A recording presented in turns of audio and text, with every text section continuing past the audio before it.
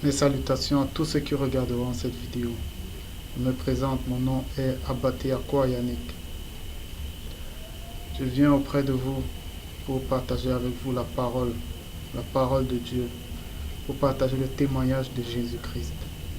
Aujourd'hui encore, nous allons partager sur un thème important qui j'espère vous édifiera, qui j'espère nous édifiera tous et nous fera croître encore plus dans la connaissance de Jésus-Christ et dans la qualité d'enfant de Dieu sur la voie de l'éternité par Jésus-Christ. Avant de commencer, nous allons recommander cet instant à notre Père qui est dans les cieux. Abba Père, toi qui rends encore possible ce moment, nous te bénissons et nous te rendons grâce. Que toi-même, par ton Esprit Saint, daigne diriger cet instant, daigne nous édifier, daigne écraser la chair, de telle sorte que nous soyons édifiés par la parole et rien que par la parole, par Jésus-Christ.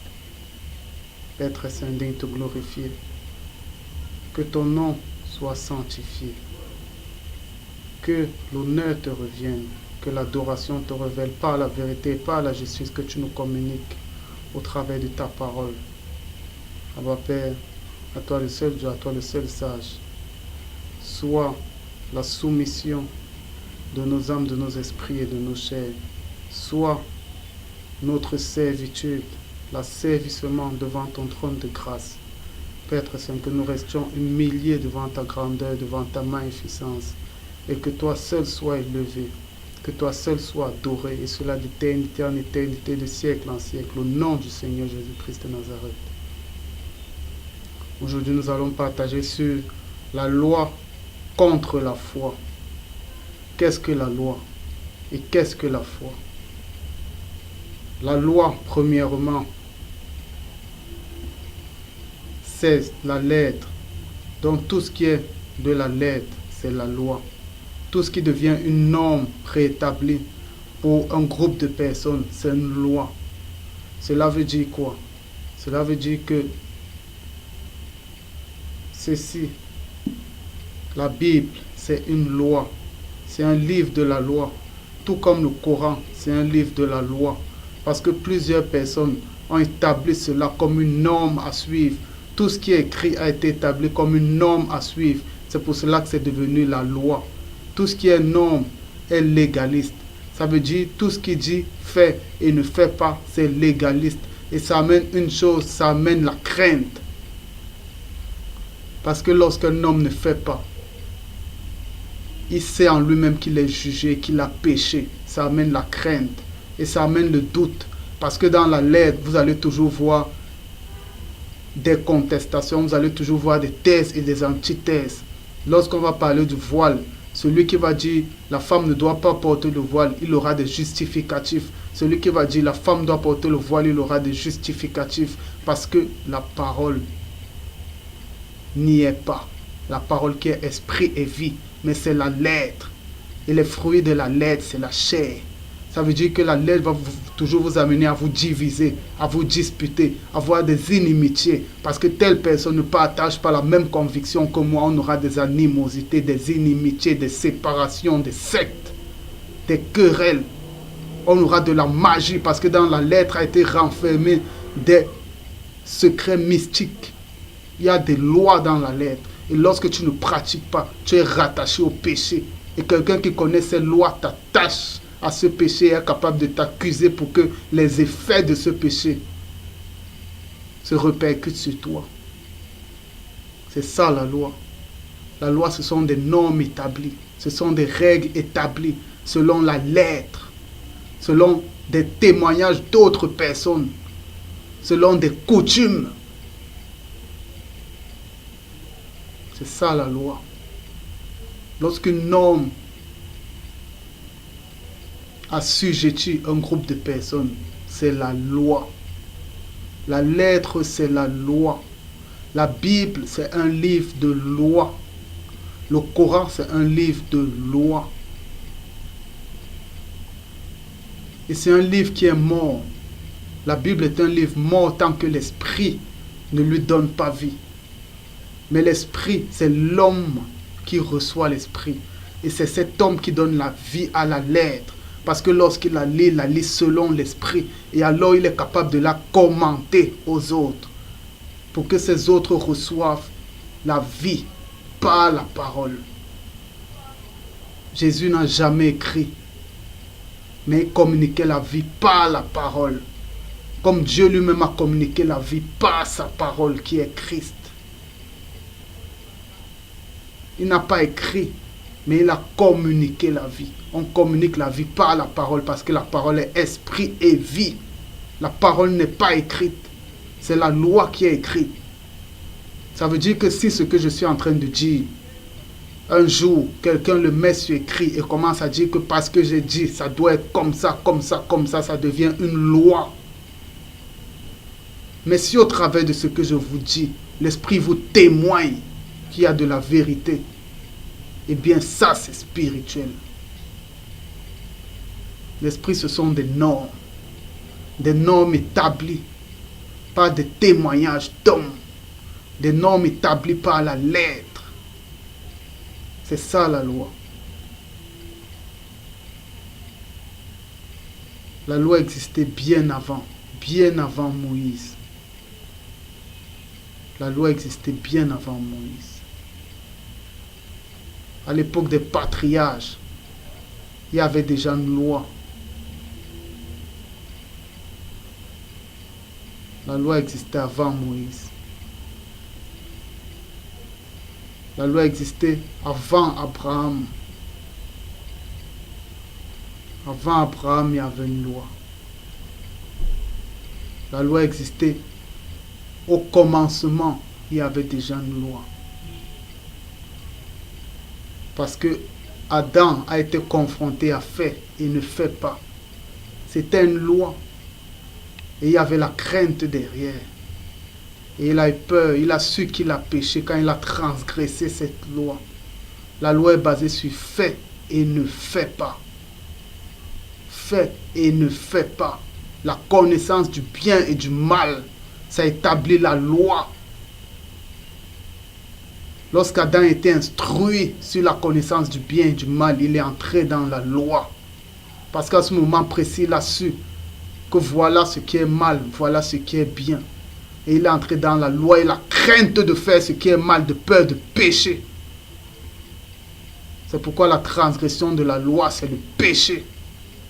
Et le salaire du péché, c'est la mort. Celui qui est sous la loi pêche et il meurt. Mais celui qui vit sous la grâce ne pêche plus.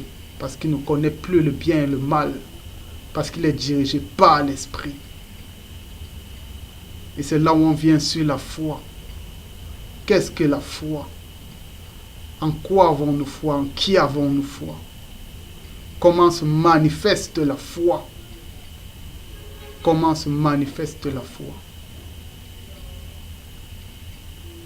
Lorsqu'on meurt pour nous-mêmes, parce que c'est la première des choses, lorsqu'on renonce à ce monde, lorsqu'on renonce à nos propres vies, lorsqu'on renonce à nos familles, lorsqu'on renonce aux convoitises de notre chair, à tout ce que notre chair veut, le luxe, la vanité de ce monde, les femmes, les plaisirs, les jouissances, l'excès du boire et du manger, les paroles hautaines, les paroles où on se glorifie soi-même. Lorsqu'on renonce à tout ça et qu'on s'humilie, qu'on accepte de vivre dans la modestie, dans la simplicité, lorsqu'on vit au jour le jour pour glorifier Dieu dans nos vies, quand nos lèvres se mettent à sanctifier Christ en parlant de la parole, en parlant de l'amour, en parlant de la miséricorde, de la compassion chaque jour de nos vies, en parlant du témoignage de Christ.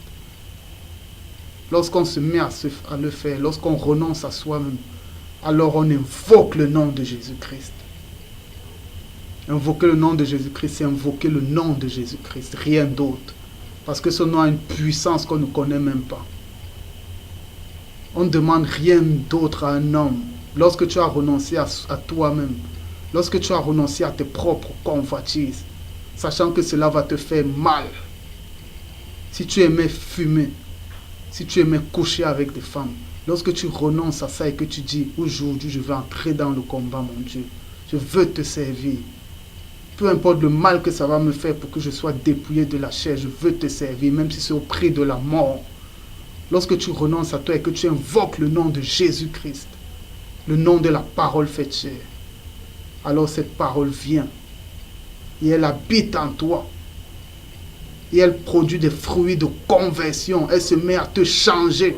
Et toi-même, tu ne comprends pas ce qui se fait parce que c'est surnaturel. Tu te mets à abandonner des choses auxquelles tu ne croyais pas pouvoir faire le deuil. Tu ne pensais pas que tu pouvais les abandonner. Tu te mets à les abandonner sans t'en rendre compte. Pas par ta force, mais par la force de la parole qui est venue habiter en toi. Par la force de Jésus-Christ. Et c'est en ça qu'on a foi. On a foi en ce changement qu'il a opéré dans nos vies.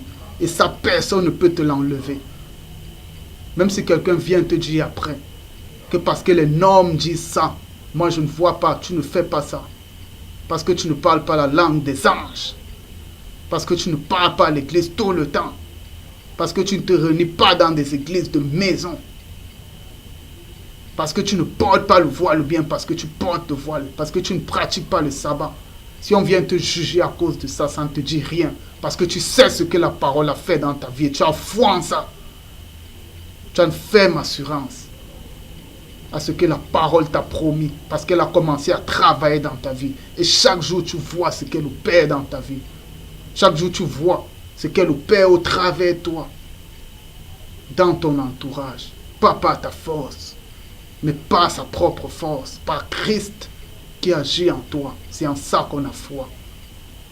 On a foi en la présence de Christ en nous. Et ça, personne ne peut te l'enlever.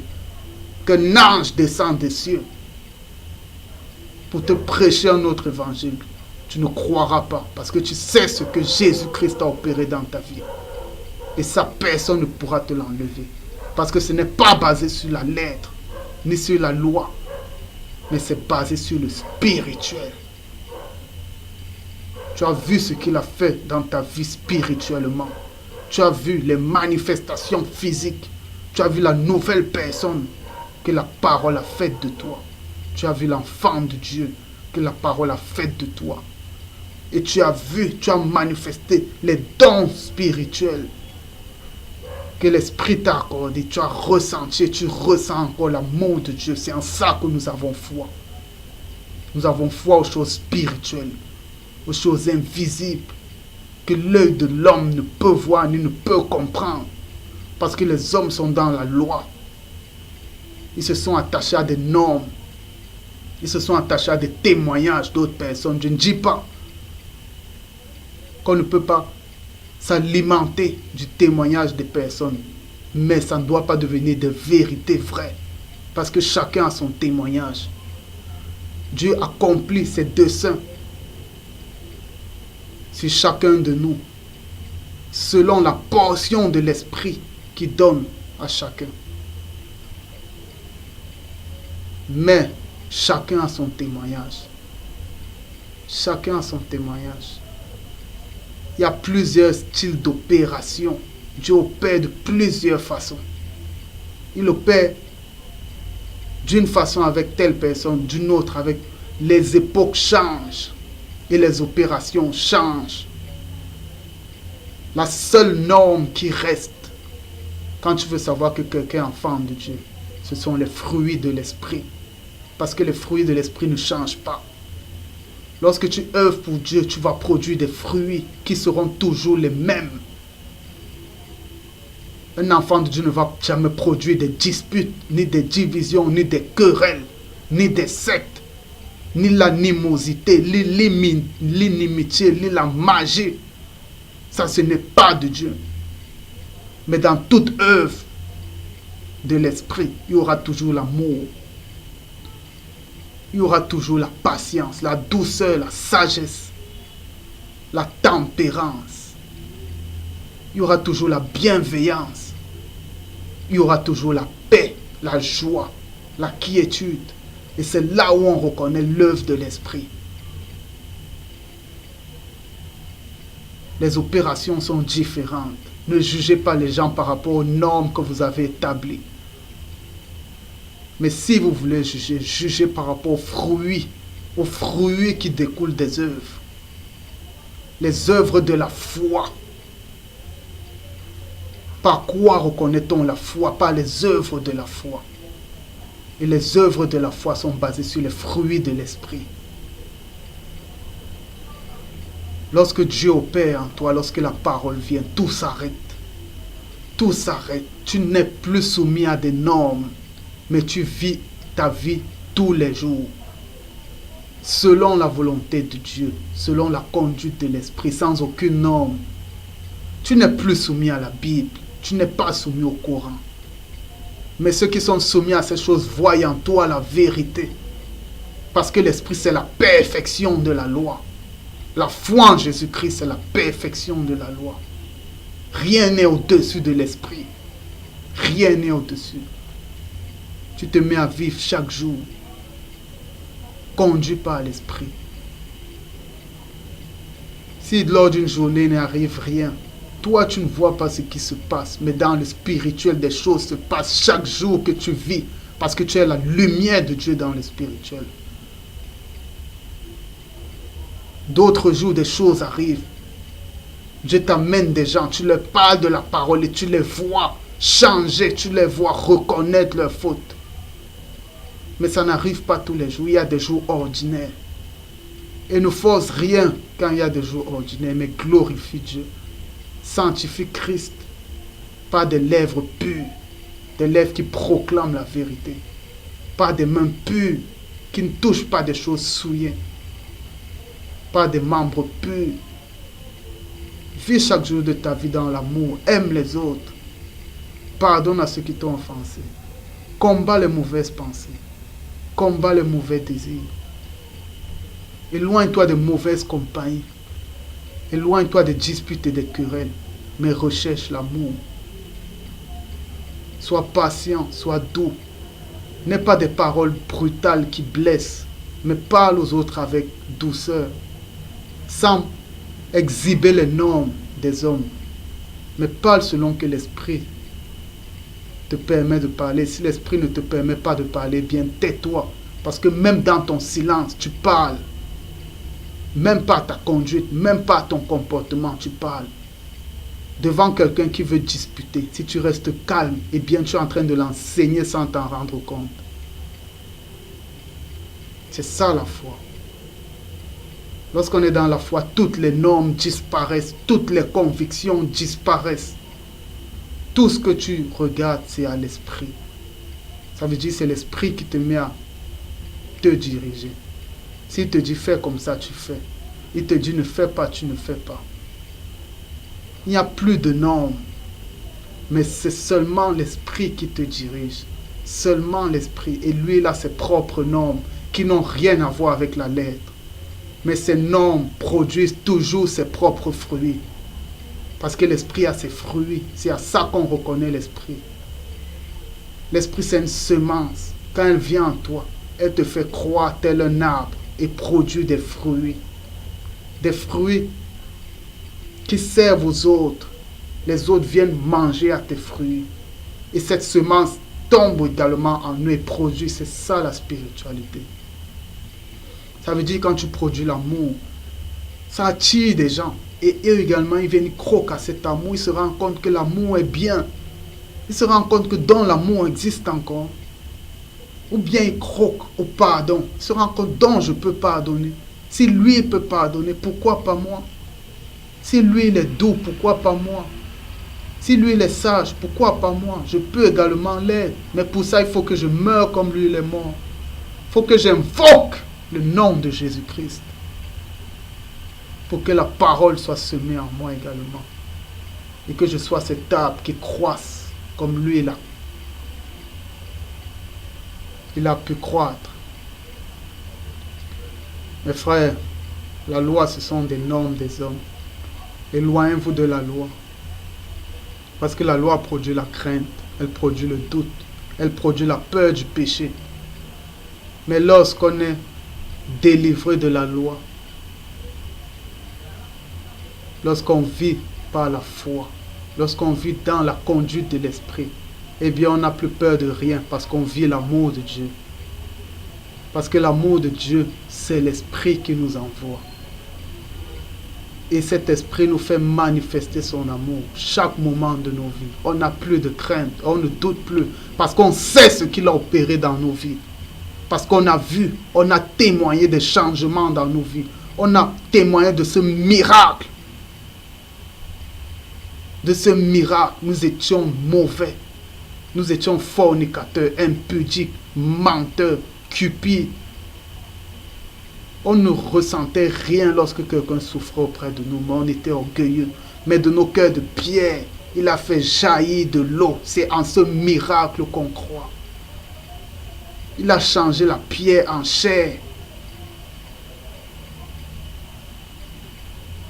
Israël a eu le miracle de la mer qui s'est divisée pour les faire passer. Ils ont eu le miracle de Moïse qui a tapé sur le rocher. Et l'eau a coulé. Ça, c'était une forme, une ombre des choses à venir. Une ombre des choses à venir. Christ fait de nos cœurs de pierre une source d'eau vive. Une source qui donne la vie aux autres par l'Esprit. Par l'Esprit. Et c'est en ça que nous avons foi, parce que nous avons expérimenté ce changement. Et personne ne peut remettre cette foi en cause. Parce qu'elle vit en nous. On sait qui on était avant et on sait qui nous sommes aujourd'hui. On a vu ce changement qui nous permet de crier Abba, Père. On a vu ce changement de l'esprit. Et on voit les changements tous les jours de nos vies. C'est ceux qui nous entourent.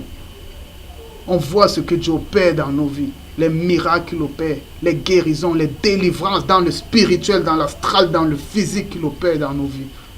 Et on a foi en cela. On a une ferme assurance en cela. On n'a pas une ferme assurance dans la lettre, ou bien parce qu'un homme nous a dit, voilà ce que la foi c'est. On ne se base pas sur la foi d'une autre personne pour avoir la foi. Mais on se base sur l'expérience spirituelle, sur le changement, sur la conversion que la parole a opéré dans nos propres vies. Et c'est en cela que nous avons foi. Si tu n'as pas de changement, si tu n'as rien expérimenté, eh bien tu n'as pas la foi. Tu as la foi dans la lettre. Et cette foi, elle est faible. Mais affermis ta foi par les œuvres de la foi. Par les choses invisibles qui n'est pas permis à l'homme de voir ni d'entendre. Mais que toi, tu as expérimenté la délivrance que tu as expérimentée dans le spirituel. C'est en ça que nous croyons. Nous avons une ferme assurance en cela parce que nous l'avons vécu. Parce que nous avons entendu cette voix qui dit qu'il n'a qu'un seul Père, c'est mon enfant. Nous avons entendu cette voix. Et nous avons foi en cela. Nous avons foi au miracle que Dieu a opéré dans nos vies. Nous avons foi à la promesse qu'il nous a faite. La promesse de la résurrection dont Jésus-Christ a été les prémices. Nous avons foi qu'il est mort, il est ressuscité par l'Esprit et selon l'Esprit. Nous également, nous serons ressuscités selon l'Esprit et nous aurons des corps plus brillants que les astres. Nous jugerons les anges. Nous avons foi en cela. Dieu a élevé l'homme au-dessus des anges. Au-dessus des anges. Nous avons foi. C'est notre espérance. Nous avons foi au royaume des cieux. Et nous n'avons pas foi au royaume des cieux parce qu'il est à venir. Nous avons foi au royaume des cieux parce que nous le vivons. Les fruits de l'esprit, ce sont des fruits du royaume des cieux. Parce que l'esprit sonde les profondeurs de Dieu. Si tu vis déjà les fruits de l'esprit, eh bien tu vis le royaume des cieux. Il est parmi nous. C'est en ça que nous avons foi. Pas parce que nous prévoyons des choses. Ou bien nous espérons, nous avons foi parce que nous les vivons. À cette époque, nous vivons le royaume des cieux. Nous vivons ce royaume. Nous vivons ce royaume par l'amour fraternel. Nous vivons ce royaume lorsque nous sommes entre frères et sœurs et que nous partageons la parole. Nous nous sentons bien. Nous nous sentons nourris, nous nous sentons croître dans la connaissance de Dieu. Nous vivons le royaume des cieux. Nous avons foi en cela, parce que nous voyons ce que l'Esprit fait. Nous voyons Christ agir dans nos vies et agir au travers de nos vies pour impacter sur les autres. C'est en ça que nous avons foi. Nous avons foi aux choses spirituelles. Parce que nous ne voyons pas, mais nous voyons les changements. Vous ne savez même pas combien de personnes sont autour de nous pour travailler avec nous. Les anges nous environnent. Et nous avons foi en cela. Parce que nous ressentons cela. Dans les combats spirituels de la nuit, nous savons que la lumière de Jésus-Christ est avec nous. Et il combat au-devant de nous. Parce que nous voyons les forces du mal trembler, s'enfuir au nom du Seigneur Jésus-Christ.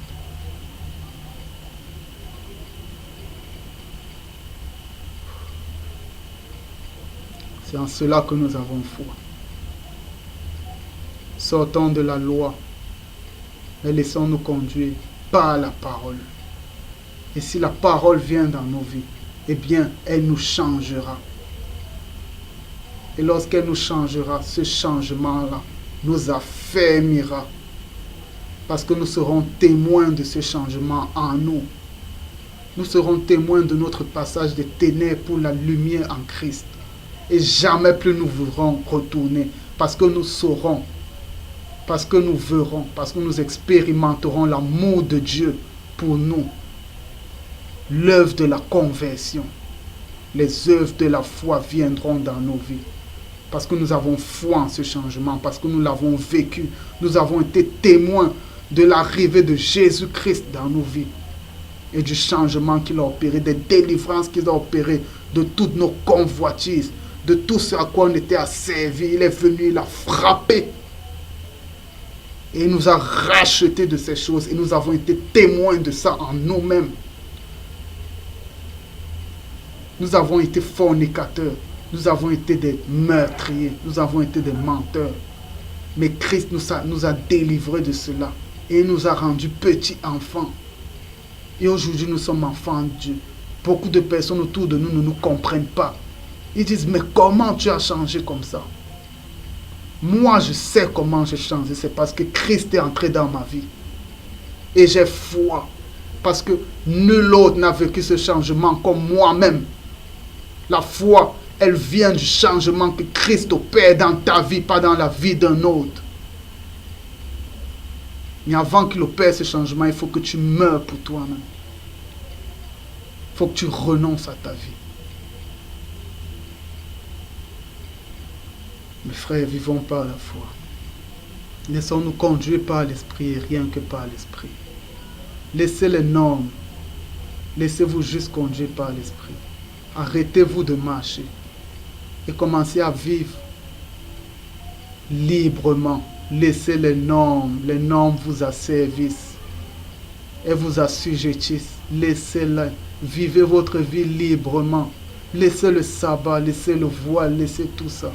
Vivez votre vie normalement, en sanctifiant Christ, en étant amour, aimez-vous, veillez les uns sur les autres, prenez les nouvelles de vos frères, soyez doux, soyez sages, pardonnez, soyez humbles, ne vous élevez pas, soyez humbles, soyez le dernier, soyez le serviteur des autres, soyez joyeux.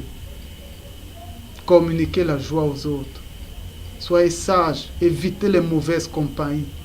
Soyez sages. Et faites tout pour la gloire de Dieu. Faites tout pour honorer Dieu. Que toutes vos actions, toutes vos pensées, tous vos combats dans les pensées honorent Dieu et produisent les fruits de l'esprit. Faites tout pour la gloire de Dieu. Tout pour la gloire de Dieu. Et ne faites rien pour votre chair. Si ce n'est de manger, si ce n'est de vous vêtir, si ce n'est de l'entretenir, ne faites rien pour la chair, mais faites tout pour l'esprit et pour les fruits de l'esprit, pour la gloire du Père dans les cieux. J'en ai fini avec cet enseignement. J'espère qu'il a pu édifier plus d'un. Nous allons terminer en bénissant notre Dieu, en bénissant l'Éternel pour ce moment qu'il a encore rendu possible. Abba Père, nous te rendons grâce pour cet instant que tu nous as encore permis de partager ensemble. Père Saint, que cette œuvre, toi-même, tu daignes l'imprégner, la bonté de ton esprit, et que les cœurs puissent être touchés par la parole qui est esprit et vie, et non par un homme.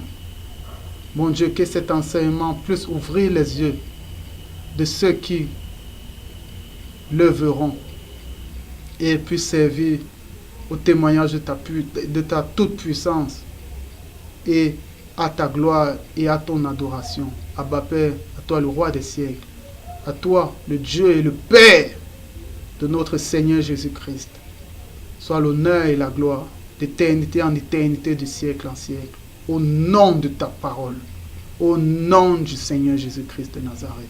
Amen. Shalom.